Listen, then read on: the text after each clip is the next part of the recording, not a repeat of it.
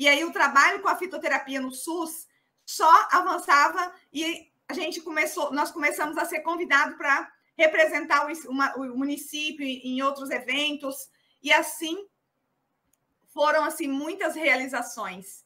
E aí, olha só, a minha monografia, minha primeira monografia da minha primeira especialização, e aqui uma foto histórica com o Dr. Nilton, o Dr. Jarbas, os meus amigos aí, técnicos do Conselho Federal, o nosso ex-presidente Jaldo, e o nosso conselheiro federal na época, Dr. Edson Tack, a Ana Cecília, e essas duas eu nem lembro o nome mais. Então, nós construímos aí, foram mais ou menos uns 8 meses escrevendo, porque a gente ia mensalmente para a reunião lá. Gente, por que eu estou trazendo isso? Porque essa resolução, ela foi assim, o start para aprovação da resolução 586, que dá a autonomia do farmacêutico prescrever e de outras profissões, tá? Então, vocês aí da nutrição, da enfermagem, da biomedicina, da fisioterapia, devem isso a mim, né? Porque quando foi regulamentado para a farmácia, abriram-se leques aí para vários, né? Então, quando, em 2013, né, eu terminei aí o mestrado, fui convidada a fazer parte do Globo Repórter por 2 vezes. Então, gente, vocês conseguem imaginar a minha alegria, a minha felicidade em estar só vendo avanços, apesar de termos aí pouquíssimos profissionais, pouquíssimos atuando, mas eu não vejo retroceder. Mesmo que vai muito devagar, porque para mim, assim, já era para estar explodindo esse trabalho, eu considero que o avanço esse ano promete muito.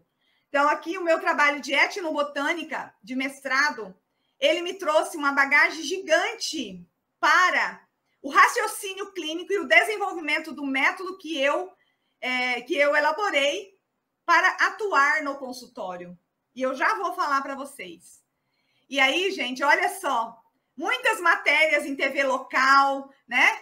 Muitas participações em congressos, projetos de pesquisas, oficinas nas unidades de saúde, né? Então, olha só, né? Eu fui convidada a participar do maior congresso internacional de práticas integrativas que teve no Brasil, que aqui foi aprovado mais 10 práticas integrativas, né? E assim nós fomos visitar vários programas no Brasil. E aí, tudo isso foi fundamental para a elaboração do método. Porque em 2013, quando foi aprovada a resolução que dá direito do farmacêutico prescrever, eu ainda estava fazendo meu doutorado e eu já fiquei muito feliz e falei, na hora que eu terminar o meu doutorado, eu vou montar o meu consultório. E aí, em 2015, quando eu finalizei o doutorado, eu não tive dúvida. Mesmo sem ter a regulamentação do consultório, só tinha a regulamentação para o profissional prescrever. E aí, eu peguei todos os meus certificados de especialização, mestrado, doutorado, fui lá no jurídico do Conselho Regional e pedi para o jurídico, né, um parecer se eu podia prescrever, se eu podia montar o consultório. Se eu podia prescrever, não, se eu podia montar o consultório. Por quê? Porque não existia farmacêutico com consultório aqui em Mato Grosso, muito menos só prescrevendo fitoterápicos. E aí, eu peguei o documento porque eu queria ficar respaldada. Porque, gente, estar num consultório é uma responsabilidade muito grande. É uma vida que você vai estar conduzindo ali. E aí eu refleti muito sobre tudo que eu tinha aprendido. E esse contato com as pessoas, com o trabalho de etnobotânico, para quem não sabe, é você entrevistar as pessoas para saber o que elas utilizam. Só que não é só anotar o que elas utilizam. Você precisa coletar a planta para identificar. É um trabalho muito profundo. Dona Maria, Dona Chiquinha, seu Pedro, fala o nome de uma planta e aí você precisa anotar como que ele utiliza, quais as doenças, como a forma de preparo, quanto tempo. E além disso, se ele falou boldo, 10 falaram boldo, você precisa coletar dos 10. Por quê? Porque pode ser diferentes tipos de boldo. Nós temos aí mais de 10 espécies de boldo comuns aí nos quintais. E aí, quando eu fui começar a atender, que eu implantei o consultório dentro de um centro de beleza, eu refleti muito e falei, como que eu vou concorrer com o Google? Por quê, gente? 70% da população utiliza plantas medicinais. Só que a maioria não tem o hábito de buscar essa informação com um profissional da saúde. Porque a maioria das pessoas se acham conhecedoras, se acham autossuficientes. E realmente, com o conhecimento do uso, da indicação terapêutica da planta, pode até ser. A população sabe muito mais do que os profissionais. Só que tem um passo muito grande, e esse aqui é um passo muito importante que você precisa ficar atenta. Por quê? Porque para prescrever o fitoterápico, você não tem só que conhecer a doença e o doente. Você tem que conhecer a planta, porque é essa tríade que vai te dar o raciocínio para fazer a prescrição correta.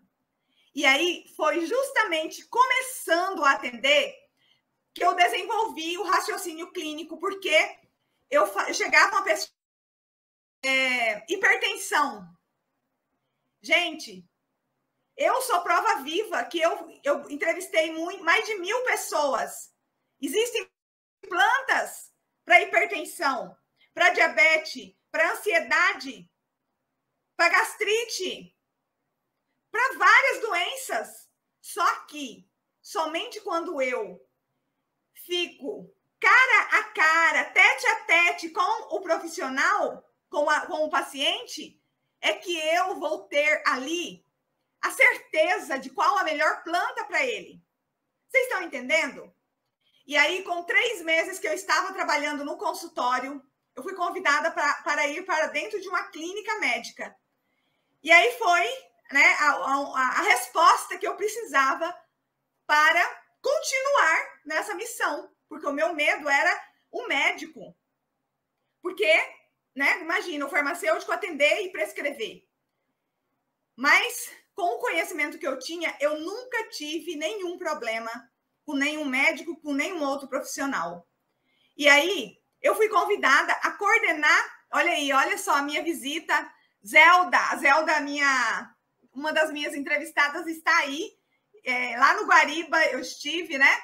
Olha aí o contato com a raizeira quilombola, que deu origem a um capítulo de um livro, olha, com a dona Lúcia, só ela me falou 160 plantas, né?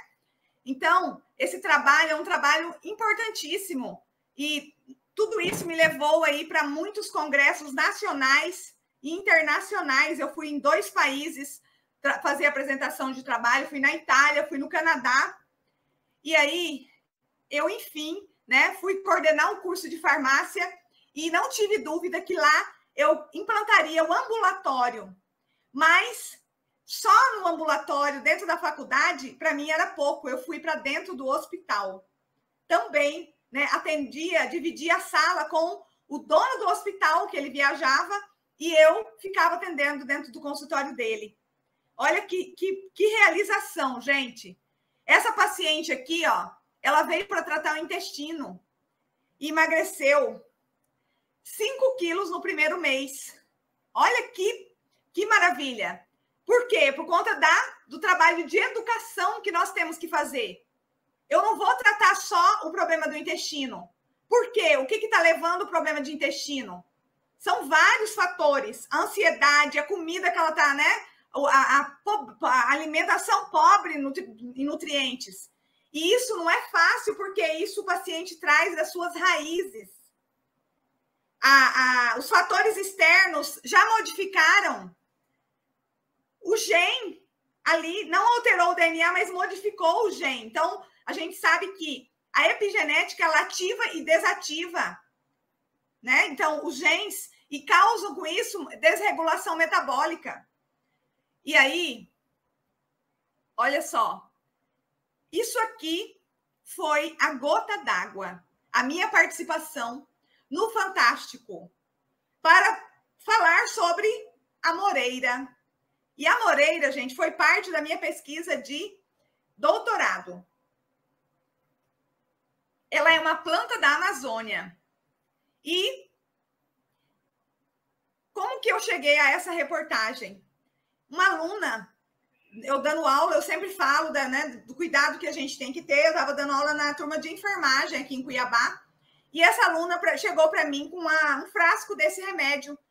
Doutora Isa, o meu marido comprou esse medicamento aqui de uma pessoa que passou lá em casa. Eu queria que a senhora olhasse para ver se é bom, né? Aí, quando eu olhei, que eu vi escrito no frasco várias plantas, que eu abri a cápsula e que eu vi o tamanhozinho da cápsula, eu já tive a certeza que não era um fitoterápico. E eu tirei foto e mandei para minha amiga da Anvisa. Ela falou, Isanete, a Globo já está investigando e já foi feita a denúncia.